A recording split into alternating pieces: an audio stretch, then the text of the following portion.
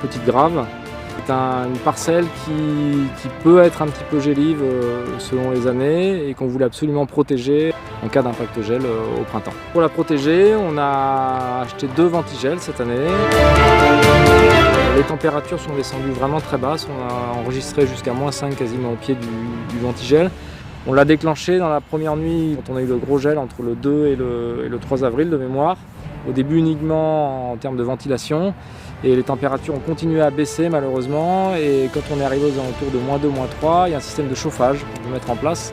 Donc on savait qu'à ce stade-là la ventilation allait être quasi inefficace, donc on a allumé le chauffage. Il a été positionné en permanence à cet endroit-là, il faisait un tour complet. Bon, l'avantage c'est qu'on peut travailler que sur un demi-cercle, un quart de cercle, enfin ça c'est un choix. Nous on avait fait le choix de faire vraiment un cercle complet pour le tester au maximum. Et on venait tous les jours avec le tracteur, avec une génératrice qui attelait derrière le tracteur qui permettait de le démarrer. Donc ça a consommé très peu en fait en quantité de GNR, donc ça c'est pratique. L'avantage c'est que c'est un appareil qui est très mobile, donc on l'attelle derrière un tracteur et on le place où on veut. Donc nous on avait fait ce choix là cette année, mais on aurait pu même le glisser dans les Randwing, ça passait. L'antigel fonctionne.